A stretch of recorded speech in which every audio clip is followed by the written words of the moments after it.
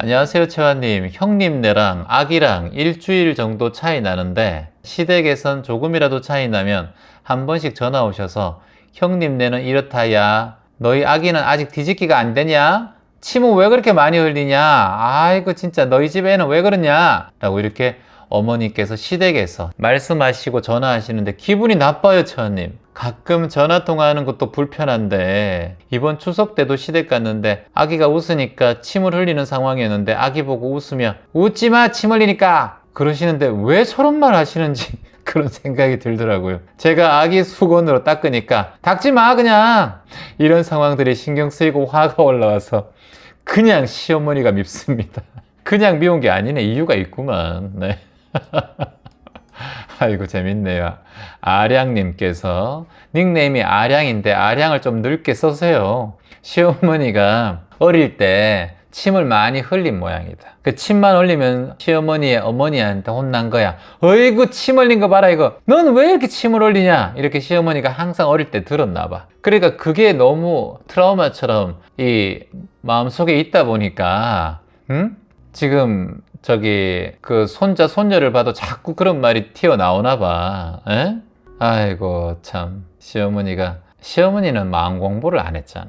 마음 공부를 하면 좋은데 마음 공부를 안 했잖아. 이제 우리가 경상도 말로 우리가 그러다 나오는 대로 씨부리지 말았죠, 이렇게 얘기한단 말이야. 이게 일상 말이야 경상도에. 근데 서울 사람들이 들었을 때는 화내서 싸우는 줄 알지. 나이가 들면 그런 거밖에 안 보여. 더 아량이 넓어지고 마음이 더 커지는 게 아니라 더 좁아지는 거야. 보이는 게. 얘기할 사람도 없지, 대화할 사람도 없지. 그러니까 맨날 보이는 게 아기밖에 없는 거야. 아기 침 흘리는 거밖에 안 보이는 거야. 아기 뒤집기 하는 거밖에 안 보인다니까. 볼 게 그거밖에 없어. 가족방에 엄마가 올려주면 엄마 애 뒤집기 했다 하면 아이고 뒤집기 했네 자는, 이렇게 되는 거예요 자꾸. 아이고 야는 침을 와 이렇게 흘리노, 뭐가 뭐 잘못됐나, 와 이렇게 더디노, 야는 침도 안 흘리는데, 이렇게 또 얘기하는 거예요. 왜냐? 맨날 보는 게 그거밖에 없어. 늙어서 뭐 하겠어 그래. 늙어서 직장을 나가나 맨날 얘기하는 게 손자 손녀 얘기하고 아기 뒤집는 거 얘기하고 침 흘리는 거 얘기하고 외손녀들 뭐 손자들 그 얘기하면서 삶을 살아가시는데 그게 화제인데 그래. 장기하는 사람은, 장기 두는 사람은 장기가 화제고 바둑 두는 사람은 맨날 바둑이 화제인 거예요. 우리는 나눔과 봉사하니까 맨날 여기 나눔 봉사하는 얘기하고 있잖아. 그게 인생인 걸 어떡하겠어요. 그걸 고치려고 하지 말고 아 시어머니의 인생은 저거구나 라고 이렇게 마음 내면 돼요. 그래서 마음을 비워버려. 따라하세요. 술잔은 비워야 채워지기 마련이고 마음은 비워야 행복해지기 마련이다. 탁 마셔야 이제 누가 친구가 부어주잖아, 술자리에서. 근데 계속 채워져 있으면 안 부어줘, 안 먹으면은. 이것처럼 마음을 비워야 뭐로 또 채워지기 마련이에요, 마음도. 근데 내가 마음을 자꾸 비우지 않으면 시어머니는 저렇다 자꾸 마음에 채워서 시어머니에 대한 화가 채워져 있으면 나에게 올 복도 안 와. 그래서 그런 복을 스스로가 차지 말란 말이에요. 시화님 그래도 말씀하시는 거 보면 우아하게 하시는데 기분이 너무 나빠요. 아 말하는 것도 교양 있게 하는구나. 또 시어머니가 아이고 얘는 침을 왜 이렇게 질질 흘리니, 아이고 참 뒤집기도 아직 못하는구나. 큰애는 잘하던데. 더 화가 올라오게 되네. 교양 있게 말하는데 너무 기분이 나빠요. 그래, 그 교양 있는 사람이, 아량님이 교양 있는 사람에 대한 트라우마가 있네. 교양 있게 말하는 사람 보면은 꼭 잘난 척 하는 것 같고 꼭 아는 척 하는 것 같고, 그런 싫어하는 사람의 옛날 기억이나 그런 싫어하는 존재에 대한 말투가 예전에 경험이 있었던가, 그런 사람에 대한 기억이 있을 거야 아마. 그러면 오히려 그런 마음에 대해서 더 짜증이 올라온다면, 그러면 그렇게 얘기해. 어머니, 시어머니께서 아이고 야야 침을 왜 이렇게 흘리니, 손수건으로 좀 닦아봐라, 뒤집기도 아직 안 되고 큰애는 되던데, 이러면 그러면 똑같이 교양 있게 얘기해. 아이고 어머니 그러게요, 얘는 많이 늦나 봐요. 어머니 그래도 괜찮아요. 늦게 오는 행복이 더 오래 간답니다. 뚝배기처럼. 어머니 너무 걱정하지 마세요. 세우세요 마세요. 이렇게 하면서 더 교양 있게 얘기하면 되지. 이렇게 받아차란 말이에요. 더 교양 있게.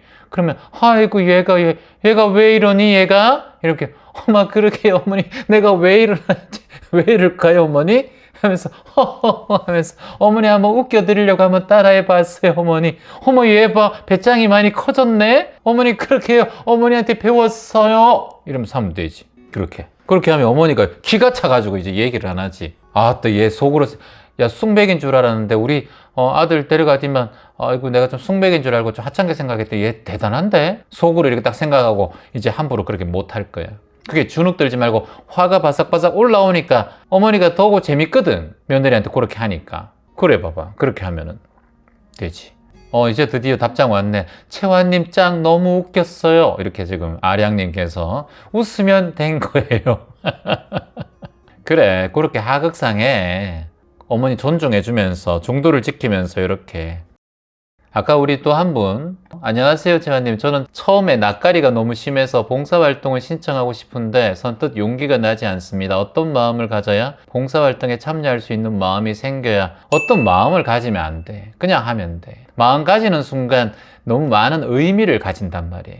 마음을 내는 거는 한 번만 내면 되고 그냥 그 다음에는 몸이 움직이는 대로 움직여야 돼. 거기서 마음을 내는 걸 자꾸 반복하면 마음 자체가 자신이 다친단 말이에요. 마음을 한 번만 내면 돼. 제가 여러분들에게 말씀드리는 게 1년에 한 번만 발심해라고, 또는 한 달에 한 번 1일날만 발심해라고. 자꾸 마음을 발심하고 그러면 피곤해서 못해. 그리고 본인이 그 발심한 것을 실패하고 또 되돌아가면 거기에 대한 자신에 대한 업이 쌓여가지고 나는 그걸 못했다라는 생각이 자꾸 기억이 돼서 힘들어요. 발심을 할수록 또 한 번의 실패가 이어지는 거거든. 발심을 많이 하는 게 아니에요. 봉사를 참여하는데 어떤 마음을 가져야 될까요? 그냥 채화님이 하라는데 한번 나가자. 끝. 그것만 생각해. 그 다음은 생각할 필요 없어요. 나가는데 또 생각하고 또 생각할 필요 없어. 그냥 한번 나가자. 그냥 한번 해보자. 요거만 끝. 그 다음은 그게 현장에서 이루어지는 건 그 이후에 또 나가야지 이런 생각 할 필요 없어. 그냥 한 번만 나가면 돼. 그런데 거기에 대한 첫인상과 마음가짐이 괜찮으면 나중에 또 한 번 나가면 돼. 그럼 한 달에 한 번 해보자 하면 한 달에 한 번만 해보면 되고, 아니면 분기별로 한번 해보자 하면 분기별로 한번 해보면 돼요. 그게 마음을 너무 두지 말란 말이에요. 지금 옷도 사고 먼저 조끼를 사시면 돼. 조끼를 사면 되고, 조끼를 샀으면 이게 조끼가 아까워서 한번 나가면 되는 거예요. 그러면 끝. 다음에 안 가면 상관없어. 그 다음은 생각하지 마. 그리고 난 다음에 연탄 나눔이라는 게 있을 때 100명씩 오고 막 그러면 내가 있는지 없는지도 몰라. 그게 마음을 크게 낼 필요 없어요. 그냥 나오면 돼. 쓰레기 줍는데 뭐 서로 각자 얘기도 안 해. 쓰레기 주면서 걸어가는데 그게 뭘 사람이 마스크 끼고 선글라스 끼고 와. 괜찮아. 뭘 그렇게. 이제 그게 인생의 지금 본인의 습이거든. 습성이란 말이야. 본인의 그게 어디든지. 근데 그걸 한번 딱 깨잖아요. 그러면 모든 습성이 조금씩 무너지기 시작해요. 그때부터 인생이 터닝 포인트 되게 돼요. 인생의 변화가 일어나요. 그 변화의 첫 시작을 제가 잡아주고 싶은 거예요. 딸이 갑자기 5살 손녀가 있는데 이혼한다네요. 마음이 너무 아프네요. 세상이 무너집니다. 그래, 5살 손녀가 있는데 딸이 이혼한다고 마음이 무너진다 이렇게 해주셨는데, 근데 지금 딸이 그 결정을 내렸잖아. 내렸으면 엄마로서 딸의 결정을 존중해줘야죠.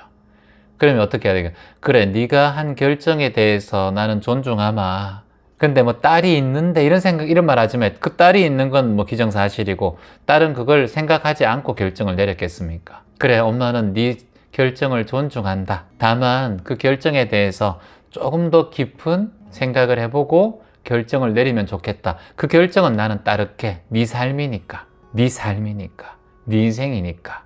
네가 어떤 상황이 되든 계속 결혼 생활을 이어가든 이혼을 하든 어떠한 상황이 되든 엄마는 네 편이니까. 이렇게 든든하게 자식의 그루터기가 돼주셔야 돼요. 그러면 이 말, 엄마한테 이런 말을 하면서 엄마 나 이혼하고 싶어 뭐 이렇게 얘기했던, 이혼할 거야 이렇게 얘기했던 그 말에 누군가가 기대고 싶고 누군가가 그늘이 돼주는 그런 지금 상황을 바라고 있어요, 딸은. 하지만 어떤 결정이든 괜찮아. 하지만 좀 더 신중하게 결정을 내리는 것도 좋을 것 같아. 그리고 그 이혼을 지금 하기로 마음 먹었다면, 그 이혼에 대해서는 결정을 내렸다면, 이혼을 이미 하는 거라면 이혼에 대한 준비하는 과정이 너에겐 꼭 필요해. 그래서 이혼을 하고 난 다음에 어떻게 살아갈 것인가에 대한 준비, 그걸 조정하고 더 자세하고 세밀하게 하기 위해서 시간이 필요하다는다. 그래서 몇 개월 후에 이혼하겠다라는 결정을 내리고 그동안에 준비하는 과정을 통해서 네 삶을 구성해 나가고 결정해 나가길 바래. 그리고 그 결정은 존중한다. 여기까지만 얘기해줘요.